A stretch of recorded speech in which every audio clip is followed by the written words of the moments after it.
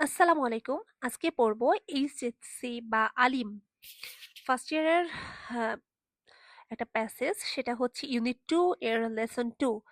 দেখো, বাংলাদেশে folk music has great variety. বাংলাদেশে লোকসঙ্গীতের একটা বিশাল বৈচিত্র্য রয়েছে উইথ সংস, গান নিয়ে।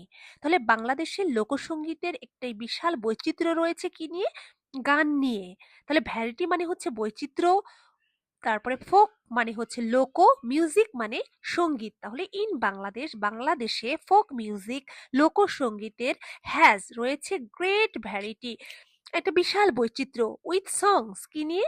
গান নিয়ে। কম্পোজড মানে রচিত হয়েছে অন কালচার, কিসের উপর?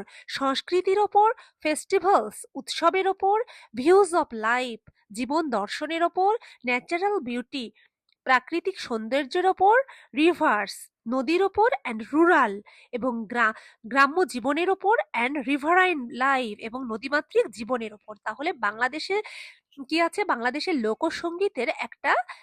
লোকসঙ্গীতের গানের ক্ষেত্রে একটা বিরাট বৈচিত্র্য রয়েছে, এবং গানগুলো গঠিত হয়েছে কি নিয়ে বা রচিত হয়েছে? আমাদের দেশের সংস্কৃতি নিয়ে, আমাদের উৎসবগুলো নিয়ে। হতে পারে পূজা, হতে পারে বিভিন্ন যে নবান্ন উৎসব, হতে পারে ধর্মীয় উৎসব, এই ধরনের উৎসবগুলো নিয়ে। তারপরে ভিউজ অফ লাইফ জীবন দর্শন, আমার কাছে জীবনের মানে কি, আরেকজনের কাছে জীবনের মানে কি, এটাই হচ্ছে এক একজনের কাছে জীবনের দর্শন এক এক রকম। ন্যাচারাল বিউটি প্রাকৃতিক সৌন্দর্য, রিভার্স নদী, অ্যান্ড রুরাল এবং গ্রাম্য জীবন, অ্যান্ড রিভারাইন লাইফ এবং নদীমাতৃক জীবনের ওপর। This songs are also about social inequality and poverty.